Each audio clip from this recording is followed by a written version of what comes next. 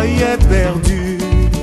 Un homme à genoux est là, pleure à côté de moi, et lève les yeux en remerciant le ciel. Noël à la Martinique, les pieds nus aux portes des églises, ils sont des... From Jamaica, I'm really representing the University of the West Indies, which is a regional organization. So in essence, I'm here to represent... You can have with Patrick Watson 2 minutes more if you explain West Indies University. 1 minute for each. Okay, so University of the West Indies, we serve 18 territories in the region, the largely Commonwealth Caribbean countries, meaning the Anglophone territories in the region. We have 4 campuses, 3 physical ones, one in Jamaica and Mona, one in Trinidad, and where my colleague is from, and one in Barbados, which is Cave Hill, and then also we have a virtual campus, which is an open campus, which has centers in all the territories where we don't have a physical campus. And so in essence, we are an example of cooperation, transborder cooperation. As you know, we have been engaged in University of the West Indies, UWI. It's a part, is one of the associate institutions of our Caribbean community, our regional integration project. And so that provides a context in which I will speak about some of the challenges that I identify in relation to transborder cooperation. I've been learning a lot from you and picking up some of the same points that my colleagues have identified as well as challenges. But I'd just like to say that in relation to research and training, Patrick and I come from one of the few very truly regional parts of the University of the West Indies. We work with the Sir Arthur Lewis Institute for Social and Economic Studies, commonly known as SELISES, which means that we are truly dedicated to researching and teaching on Caribbean development issues. We have, we're part of the University of the West Indies, which is Anglophone. We have a pan-Caribbean vision, and therefore we have developed many partnerships, more than I could mention here, with other academics outside.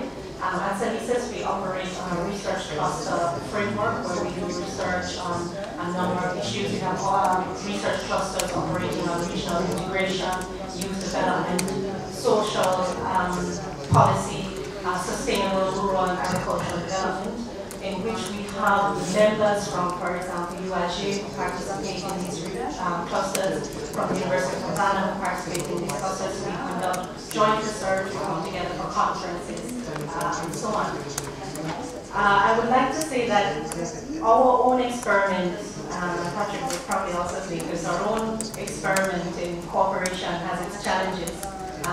Even in the Caribbean Community region, we've recognized that where we have gone wrong or we haven't made sufficient progress in relation to deepening and strengthening cooperation has been a result of the lack of emphasis on the people connections. So we spent a lot of time looking at some of the people cooperation issues and not people connections. So as many of my colleagues have already said, it's really about the movement of people, getting people to move around, where we provided opportunities, for example, for students in international relations to be a part of a program where they move from University of the West Indies to Sciences Po in Bordeaux, to UIG, and so we move around, which has been a very successful program. There isn't necessarily a comparative type of exchange for academics, for us to move around. Some of my colleagues we teach here at UIG, but it is not as widespread as we would want to see. So the movement of people is important, which gets us to the point of transportation. For those of us who come from the western part of the Caribbean, it's very difficult to get to the eastern side. I'd also like to reinforce the point about language. Of course, I'm here and speaking in English. I've been able to follow some of the discussions in French and perhaps even less, I'm sorry, in Espanol.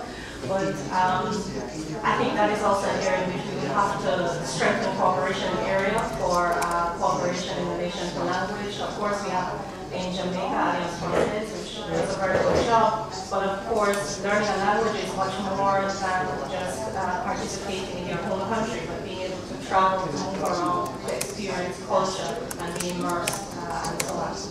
And then the final challenge that I just like to mention, I haven't heard anybody mention here, is that trans-border cooperation is likely to bring a lot of political challenges and differences. For example, the Caribbean community now is very concerned about what has happened in the Dominican Republic in relation to the citizens of Haitian descent, who have now ruling has caused them to lose their citizenship. So that creates tensions within a space of cooperation, which is something that will also have to be addressed. So those are my 3 points.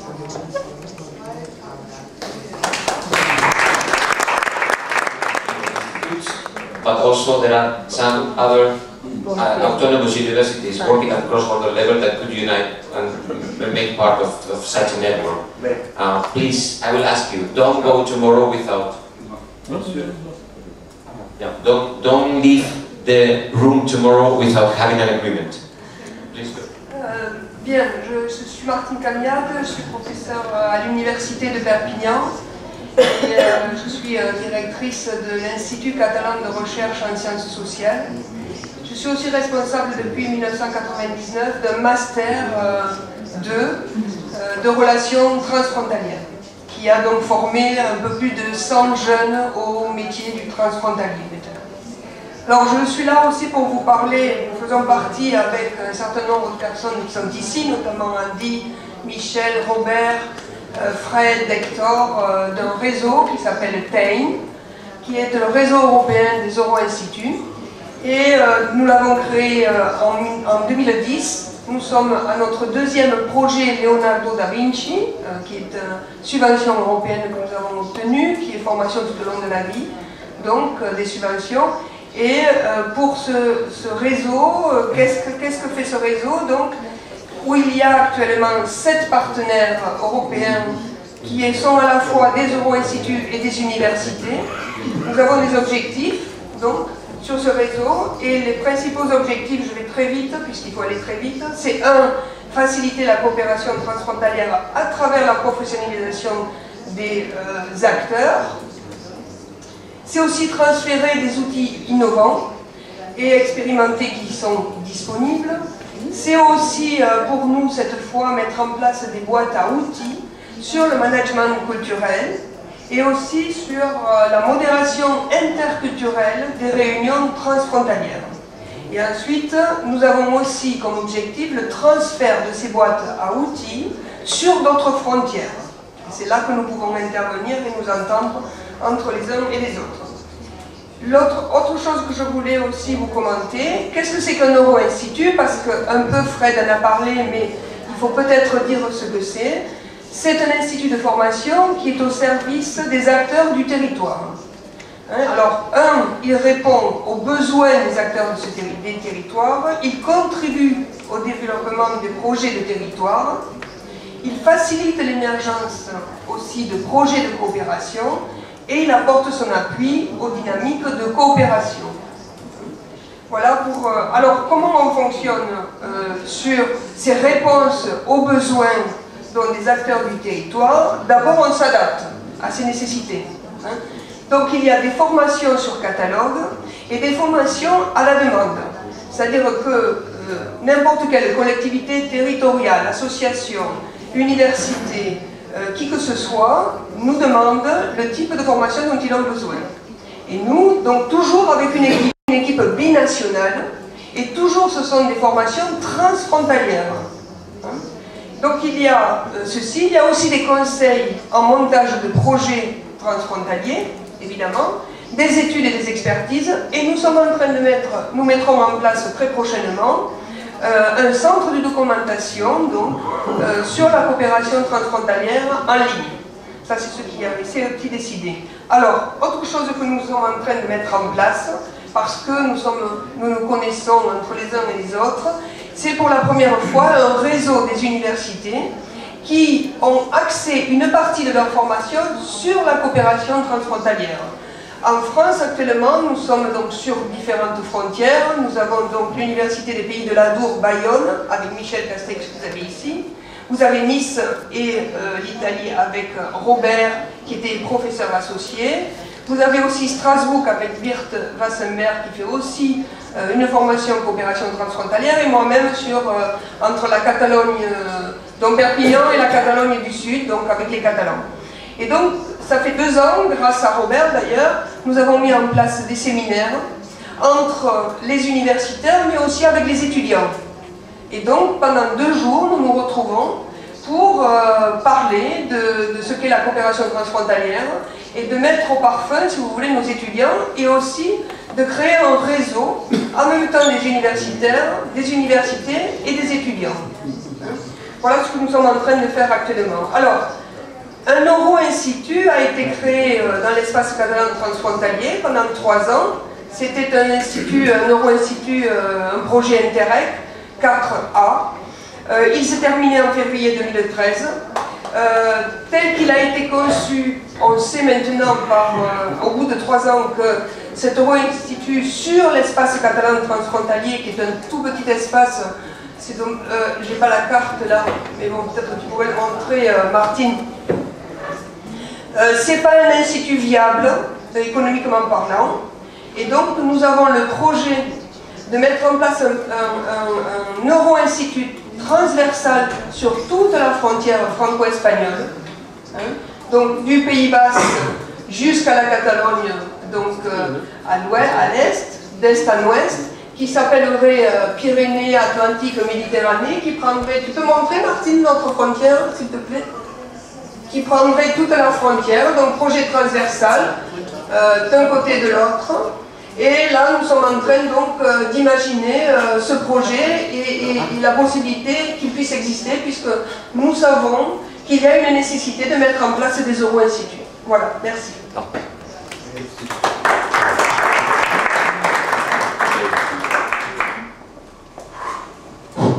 Avant de prendre quelques questions, juste un témoignage et une proposition.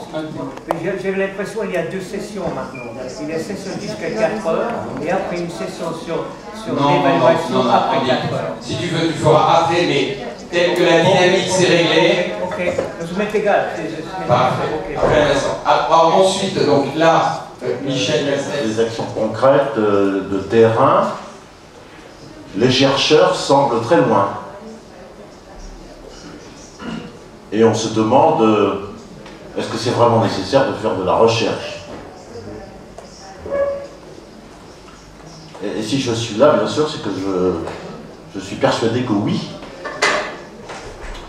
Et c'est lié à la question fondamentale posée par Robert Bottegui et par Martine Camiade de la professionnalisation des acteurs. On professionnalise en transmettant des connaissances, pas simplement dans des apprentissages pratiques, mais il faut aussi qu'il y ait une distance de réflexion. Les pratiques transfrontalières, la coopération, mais même toutes les dynamiques, les échanges transfrontaliers, sont des pratiques récentes. On ne dispose pas de corpus de connaissances établi. Notre ami Martin est médecin. Nous avons un chirurgien argentin dans la salle. Eux, ils ont appris des techniques dont l'histoire a plusieurs millénaires. Hippocrate, Galien, Ambroise Paré, même a parlé à table hier, notre ami argentin. Il y a la profondeur de l'histoire derrière ces connaissances. Nous, ce n'est pas le cas. Quand on parle du long terme, 20 ans, 30 ans peut-être,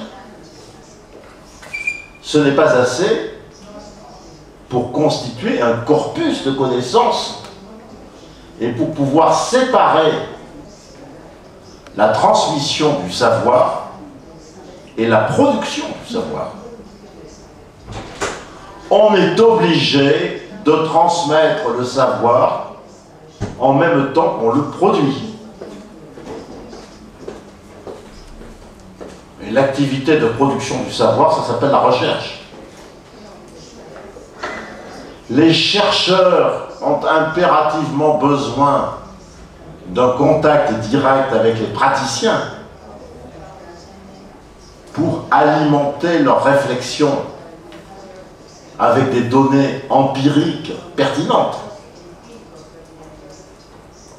Et inversement, les praticiens ont besoin impérativement d'un contact avec les chercheurs pour pouvoir assurer la diffusion de leurs pratiques et la validation de leurs pratiques au-delà du cercle restreint des gens avec qui ils sont en contact quotidien.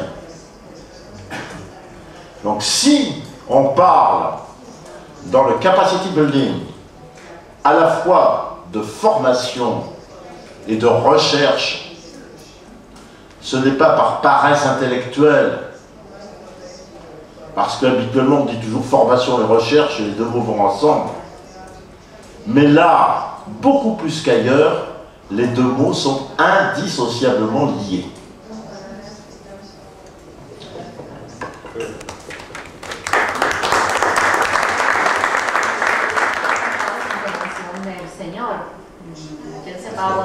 Non, mais il s'était enchanté, sa bien-aimée. Merci beaucoup por votre intervention.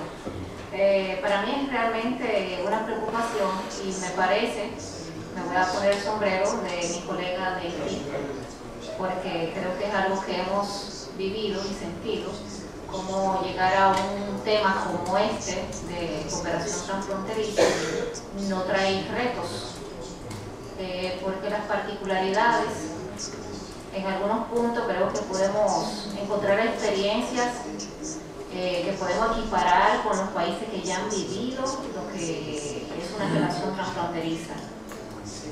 Pero en otros puntos, nosotros como países tenemos realidades distintas y creo que ahí es que la tarea de ir capacitando, creando ese capacity building al que usted se refiere, es muy importante para nosotros.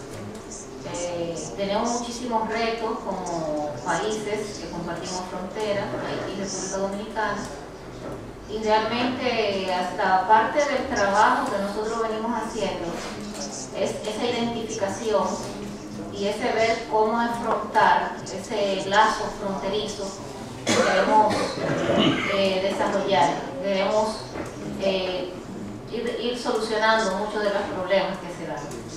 Y bueno, creo que sí, que ahí estamos 100% de acuerdo, porque a veces nuestra capacidad mental nos pone a pensar mucho más lejos de lo que normalmente se conoce en estos temas, porque los retos, les repito, son unas realidades un poco diferentes a la nuestra en este nuevo campo para nosotros.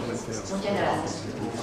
En Haïti, pour rebondir sur cette partie de la question, j'ai admiré, laissez-moi dire mon passage, je suis admiré par ce que disait le professeur tantôt et la Jamaïque aussi, on est absolument d'accord. Je voulais dire rapidement sur la question qui a été adressée à mon collègue tantôt, je pense que l'Europe a intérêt à faire une différence à chaque fois qu'on dit quels sont les besoins, de regarder dans un sens de durabilité qu'est-ce qui peut être fait avec les universités. Sur ce chapitre-là, on aura l'occasion de rediscuter. J'espère que j'aurai le temps de discuter avec vous et notamment avec l'Europe, de ne pas faire comme tout le monde, mais de faire une distinction. Avec le CNAM, nous avons été en mission à Paris. M. Olivier Faron est un grand ami, non seulement du pays, mais du ministère. Et on travaille ensemble et je vous assure qu'il sera en Haïti en février. Et nous allons être sur un colloque à Paris en fin janvier. Et la coopération avec le CNAM, il n'est pas fini, il est sur une bonne voie. Il y a eu des problèmes certes, on les a surmontés et la coopération va aller. Voilà. Merci.